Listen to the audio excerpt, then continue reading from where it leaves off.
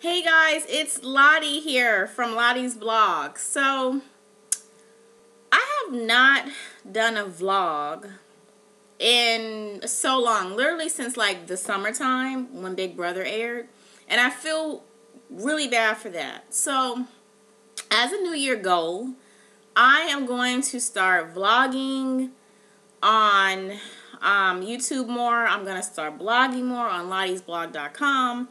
I'm just going to talk about things that are on my mind, because sometimes it's a little bit easier for me just to talk about it rather than always updating my blog. So I'm just going to try my hands at both. And so much in 2012 for me to review. First of all, Happy New Year. Happy freaking New Year. Hopefully it was great for you, as great as it was for me. I went out with friends. It was wonderful. There's nothing like great friends and, loved ones. Like, honestly. So, okay, in my review, I want to talk about a few things that have been on my mind. As you know, I'm a reality TV addict. So, Real Housewives of Atlanta. Okay. My goodness. First of all, Gone with the Wind, fabulous. Okay, growing up as a little brown girl, I have always looked up to Kenya Moore. She was a person that, when she won Miss USA, let's get her title right. When she won, I was that girl who looked up to her and admired her for being a beautiful chocolate woman. And honestly, it was because I didn't really see many people who were my complexion or resembled me, who I can kind of look up to when I was a little girl in terms of celebrities. I mean, there was Naomi Campbell, who I looked up to, and just to name a couple. But to see her win when I was a little girl, it meant a lot for me. So, although Kenya Moore is a little cuckoo at times, I do think that she brings something to Real Housewives of Atlanta. And I've been reading reading online and on Twitter, people are saying get rid of her. I don't want her to go. I actually like Kenya. She's crazy, but for what it's worth, I like her on the show. That whole thing with Walter and the scandal, is it really her man? No, I don't believe that was ever. Well, I'm not going to say ever. I don't believe that on the show they were actually dating, especially not for 2 years as it was stated, because let's be honest, there was no chemistry. There is no chemistry like that between them. But, whatever. I mean, I guess it's not really her fault if Bravo didn't check the story out thoroughly. I mean, I don't know, but I don't like being deceived. She deceived us, so I guess, that is a strike against Miss Kenya Moore. With that said, I want her to stay on the show because she's crazy. Okay, so, oh my goodness, what other show? I was going to talk about another show, and my mind totally freaking went blank. This is the problem with New Year's Eve partying the day after. Your mind does not absorb anything. You barely can remember. Like, truthfully, like, it's ridiculously hard right now for me to remember. But some other shows. Deception with Megan Good. Please watch that show. I watched the pilot. I love Megan Good. I've been a fan of her since she was in Friday, the first one. And if you don't remember seeing Megan Good in Friday, watch the movie again. And then, of course, Ease Bayou. But I think that this is a great role for her. It's a change from playing the typical girlfriend, hoochie mama, sexy girl, whatever. Like, I'm just happy to see a change in terms of her acting, because she's a great actress. The show looks absolutely great. Laz Alonso, if that's how you say his name, he is fine. I'm loving him on the show. I love the chemistry that they have on the show. Please support the girl. Please support him.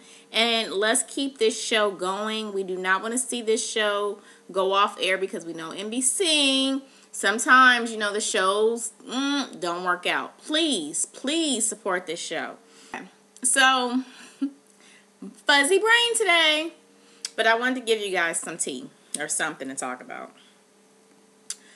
This movie that I went to go see over the Christmas break with my family is Django Unchained. There has been a lot of controversy about Django Unchained. And I'm going to speak my mind about this movie. And then I'm not going to talk about it again. First of all, I am a huge fan of Quentin Tarantino. Having been a journalism / writing major in college, I admired his work. I actually did. I really admired his graphics. Crazy, delusional, nutty, violent, whatever. I admired his work. So, at first I didn't want to go see Django Unchained because I said, reading the reviews, I don't want to be pissed off. I don't. Okay. I didn't like the movie. And I'm just being honest. I thought it was funny. I thought that it was very humorous. There were points where I even laughed out loud during the movie. Hysterically laughing out loud. The problem that I have with the movie is that slavery is a very heavy topic. Okay? It's not an easy subject. And many things went on during slavery for many people that leaves a very bad taste in your mouth. It's almost as if, and this is my opinion, if someone made a comedy out of the Holocaust. I have many people who I know where that is a very sensitive topic, as is slavery. And I felt as though Django Unchained, being the lover of Quentin Tarantino's work that I am, I felt that it almost made a mockery, in a sense, a comedic type of point to slavery. Yes, there were things in the movie that very much were symbolic to what happened in slavery, from what I know, okay? But I don't think that if you were going to tell a story of slavery, strike that. I don't think if you are going to make a Western film that you should incorporate slavery. I don't. To me, those two worlds don't really go together. And I just did not like the undertone. I didn't like the overuse of the N-word. Yes, it is a word that was repeatedly said during slavery times until still to this day is used, and it can hold a very negative connotation sometimes. I just don't like the fact that Quentin Tarantino decided to make a comedy out of something that was so horrific, you know. And like I said, this is my opinion. I went with my family during Christmas Day of the premiere opening. There were a few of my family members who loved the film, who don't see my point. And that's fine. We can agree to disagree because we are all entitled to our opinion. Now, as for Spike Lee commenting on the film, I like Spike Lee. You know, I am an admirer of his work. Once again, being a young girl, going to the movies and seeing his films, I love Spike Lee's work. But I don't think that Spike Lee... I think that Spike Lee has the resources and the opportunity to make a very good movie of a true depiction of slavery if he wanted to. So, for me, when he made those remarks, oh, yes, I agreed with what he said. But another part of me said, well, Spike Lee, why can't you make a movie that details what happened during slavery? I mean, sure, we had movies, you know, like Amistad, and we've had movies like Roots, but that is not really a true depiction of slavery. I mean, it was rather fictionalized, although Alex Haley, that was his story. It was very sensationalized. It wasn't a true, in other words, story like the Holocaust movie by Steven Spielberg, where it actually detailed the Holocaust. I guess the difficulty is that slavery was something that was so horrific that no one really knows all of the horrible events that took place, because a lot of these things, a lot of the records were destroyed in terms of slavery. So I think that that may be another reason why a lot of people maybe have not made a detailed movie about slavery. I don't know. This is just my opinion. I don't want to get too political, too caught up on this stuff, because I don't. But I just wanted to kind of give my 2 cents in my reviews, because I'm going to do a lot more reviews. As you know, I review products a lot on my blog, but I'm going to start doing a lot more commentary about reality TV, things that may go on in the news that I want to talk about, different things. Being a journalist and having a journalism background, and also being a therapist, there are a lot of things that I love to talk about, that I have an opinion about. So that's pretty much it. If I am like smacking and you notice that in this video, it's true. I made me, and it's kind of like not really a good picture of it, but I totally made me a turkey burger, and I mixed it. Okay, I'm gonna have to like do a video on my recipe and how to make it, but I figured out how to make a very good burger.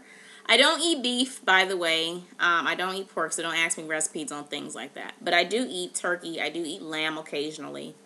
So what I do is I love feta cheese. I love goat cheese. So I take the meat. I, mash it, mix it up. I add my nutmeg. And I don't know how I discovered nutmeg in my burger, but when I did it one day, it gave the best flavoring, best taste ever. So I add a little bit of nutmeg and, obviously salt, pepper, things like that. And I kind of mix it up. And then I add my feta cheese or my goat cheese. I mix it together, make it into a ball. I put it on the, on the pan, the skillet. Oh my God, it is like heaven sent. And, there is this butter that I've been using that I actually was sent for review. And, oh, God, maybe I can, go grab it real quick and be right back. Okay, guys, be right back. Hey, guys, okay. So, the butter is melt. I hope you can see that. I am in love with this butter. Let me tell you, first of all, I have dairy sensitivities half of the time. So I always try to find a replacement for real butter because it just does not sit well in my stomach. So this butter was sent to me for review, and I'm actually going to write a more thorough review in the next few days on my blog. But it was sent to me for review. It's by a company called MELT, Melt. It is organic. It is dairy-free buttery spread. The one I have now, this is a honey. It's honey. And basically all that's in it, okay, it's dairy-free, soy-free, gluten-free, of course trans fat-free, no artificial colors, fair trade, eco-social, and it's kosher. I am in love with this butter. Like, honest to God. The best thing about it, it has a Weight Watchers. If you're on Weight Watchers, it has a Weight Watchers point system on the back to let you know how many points per serving it is. Oh my God, it has an omega ratio on it. Let me open it up and show you. Okay. I don't know if you can see it. It looks kind of like, I don't know how to describe it, but it's so good. And my mother, who, is not much of a health freak as I am, she's really not. So I'm always testing on her, and I'm like, if my mom loves it, darn it, it's amazing. And she loves this. She cooks with it. She actually made some broccoli one day and put some of the butter in the broccoli, you know, mix it in. So good. Oh my God. If you want me to talk about anything else, because I've been reviewing a lot of things, I have a lot to talk about, just holler at me and leave a comment at the bottom of the screen. And as always, I am never afraid to state my opinion. The opinions expressed in my vlogs are my own opinion. I am entitled to my own opinion. And it is okay if you do not agree with me. I understand. Leave your comments below. Bye. Happy New Year. Mwah.